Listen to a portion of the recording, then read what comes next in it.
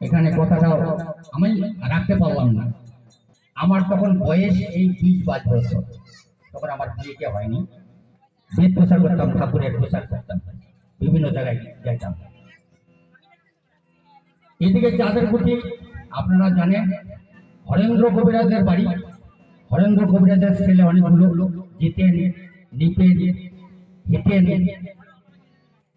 তার সবারই ছোটটা, তার নাম হলো তারা। তার সঙ্গে আমার একটু বন্ধুত্ব ভাব, সমবয়সী না, ওর সঙ্গে আমি বন্ধুত্ব হয়ে ওকে নিয়ে আমি ওই তখন হাবড়া কুষ্টা ওই দিকে যাই। হাবড়া কুষ্টার ওই দিকে আমার জানা নেই, বিএসআর বর্ডার এলাকা, রাস্তা জানা নেই। ওকে নিয়ে সাইকেলে যাই ঠাকুরের বেদ পোষ করতে, বই প্রচার করতে।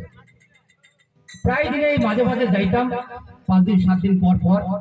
হঠাৎ একদিন হিতেনদা বসে আছে এখানে, হিতেনের দিদি আছে আছে এবং তার ভাগ্নি এখানে এই মঞ্চে আছে। হিতেনদার আমি ঘটনাটা বলছি। আমি জিজ্ঞাসা করলাম, হিতেনদা তোর বাচ্চা কয়জন রে? তখন বললো যে না আমি তো জানি না। বলে না না আমার বাচ্চা নেই। কি বলিস? বলে বিয়ে হওয়ার বলে 14 বছর হয়ে গেল। 14 বছর হয়ে গেল এখনো কোনো সন্তান হয়নি না? তাহলে তোরাই কবিরাজ, বড় বড় কবিরাজ, তোর বাবা বলে হরেন্দ্র কবিরাজ নাম করা, হ্যাঁ, তা সত্ত্বেও বাচ্চা নাই, এটা কেমন কথাটা? আমার খুব একটা মানে সংশয় দাঁড়িয়ে গেল। তো দেখছিস কবিরাজ তো দূরের কথা, ডাক্তার কবিরাজ তো দূরের কথা, জকা মাসান কালি আমি একটা কেউ বাচ্চা নাই, এগুলাকে সবাইকে ধরছ, কিন্তু কামও আমার বাচ্চা দিবার পায় না। আচ্ছা আচ্ছা আচ্ছা, আমার ব্রেনের মধ্যে হঠাৎ একটা কি চাপে গেল। আমাকে দেখ, আমার একটা ছোট্ট কথা তুই রাখবি, ধরতে পারিস? বল দেখা কি? তখন তোমার চেহারা ভালো ছিল হিতেনদার, এখনো আছে, দেখা যায়। আমরা দেখ, তোকে একটা আমি উপদেশ দিই, জানি না, তবে আত্মবিশ্বাস আমার একটা দৃঢ় বিশ্বাস যে এই সেখানে গেলে তোর হয়তো তোর এই মনের বাসনাটা পূর্ণ হতে পারে। বল দেখা, তুই আমার ঠাকুর বাড়ি যাইতে পারিস। ঠাকুর বাড়ি কোন ঠাকুর? আমরা এই বালক ব্রহ্মচারী, তখন বালক ব্রহ্মচারী ওখানে নামগন্ধ ছিল না। বলে ভাই কি? সেটা অত প্রশ্ন আমি জবাব দিতে পারবো না। তুই যা তার কাছে 5 জড়াই ধরে বলবি, বাবা আমার একটা কথা, আমার বিয়ে হবার 14 বছর হয়ে গেল, কোনো সন্তান নাই, তা এইটুকুই বলবে। বলে তা খবর পায়, মানে চেহারা ভালো তো? আমরা ঠিক আছে, সাহস করে কিন্তু কথা বলবি, ঠাকুরকে ধরে। ঠিক আছে, এই উপদেশটা আমি দিছি। তাহলে কি হবে? আরে কি হবে মানে কি, মহান তোকে যদি একটা আশীর্বাদ করে সেটাই সত্য হয়ে যাবে, সেটাই দেখতে পারবি, বিশাল কথা। তারপরে হিতেন বর্মন সুচ্চর ধামে চলে গেছে। যায় ঠিক আমার কথাটা শুনেছে, ঠাকুরকে জড়িয়ে ধরছে, ঠাকুরকে ধরছে, বাবা আমার কোনো সন্তান নাই, তা আমার 14 বছর হয়ে গেল বিয়ে। অনেক চেষ্টা করেছিলাম, ডাক্তার কবিরাজ থেকে আরম্ভ করে অনেক দেবদেবীর অনেক কিছু করছিলাম, কিন্তু কেউ কিছু করে দিতে পারিনি। তখন ঠিক হিতেনদার মুখের ভিতরে ঠাকুর দেখে বলছে, তুই কি সন্তান চাস? তখন বলছে, বাবা কে না চায়, সন্তানের বাবা মা ডাক শোনার কে না চায়? তখন ঠাকুর একটা ফুল দিয়ে তাকে বলছে, যা, তবে কষ্ট হবে রে, কষ্ট হবে। এই যে কথাটা বলছে, আশীর্বাদটা দিছে। তারপরে প্রথম ছেলেটা সিজারে আসে। এই কয় বছর ছিল রে? 5-7 বছর। 7 বছর পরে ছেলেটা মারা যায়, প্রথম ছেলেটা।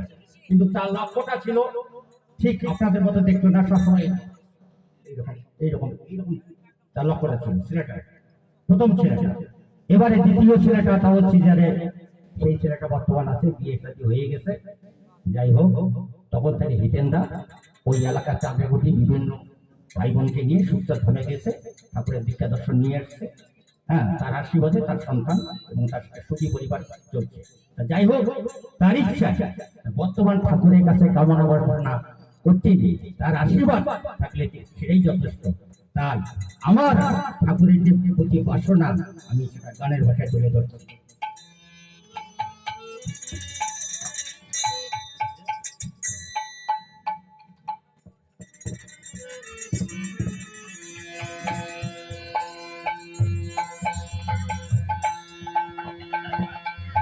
আমি জানি না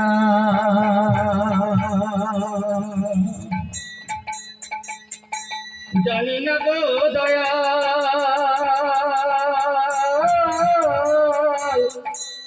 তোমার সন্তানের বাসনা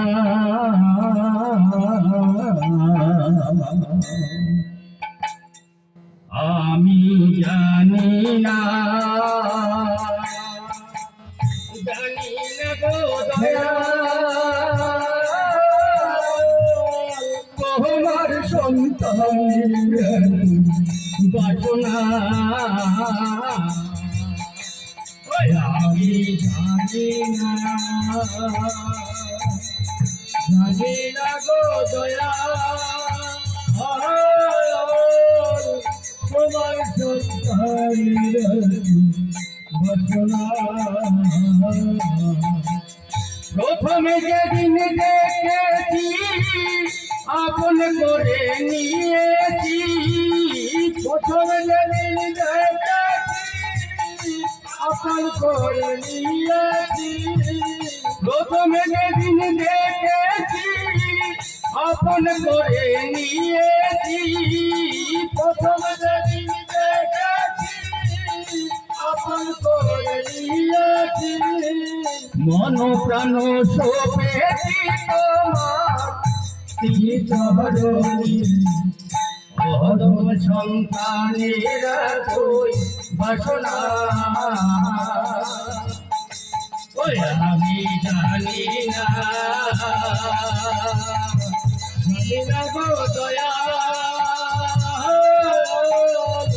তোমার সন্তানের বাসনা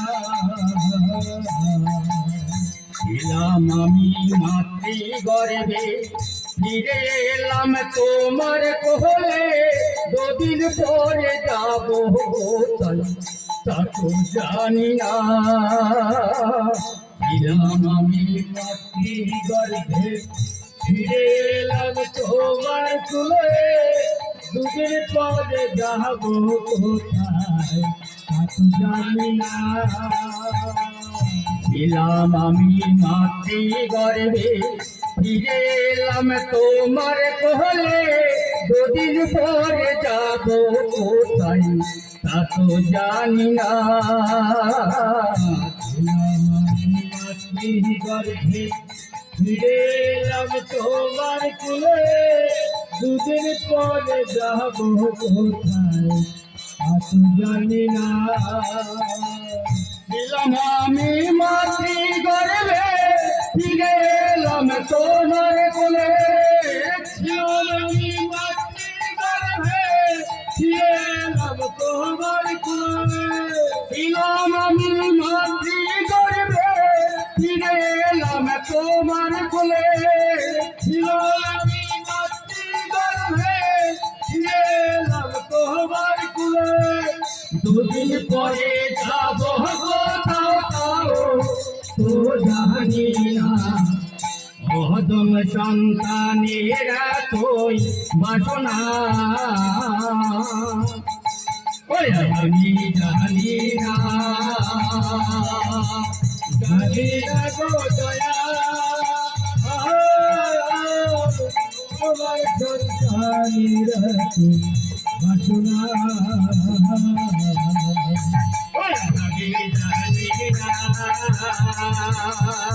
জানি না গো দয়া তোমার সন্তানের বাসনা আমার এই অন্তিম কালে তাহাই দিও তোমার কোলে কৃপা করে নাও তোমার সন্তানের কালে ভাই দিও তোমার কোলে কৃপা করে নাও দয়াল তোমার সন্তানে আমার এই অন্তিম কালে সহায় দিও তোমার কোলে কৃপা করে নাও দয়াল তোমার সন্তানে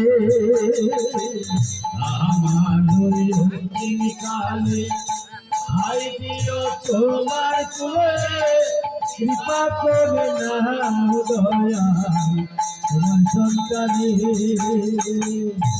আমার ওই অন্তিম কালে সহায় দিও তোমার কোলে আমার অন্তিম কালে ভাই দিও তোমার কোলে আমার ওই অন্তিম কালে সহায় দিও তোমার কোলে আমার অন্তিম কালে ভাই দিও তোমার কোলে কৃপা করে নাও দয়াল তোমার সন্তান অদম সন্তানেরা তুই বাসনা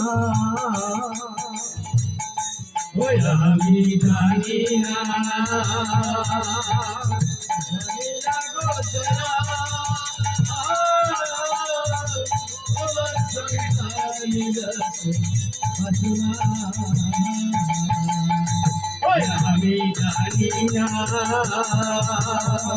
জানি না গো দয়া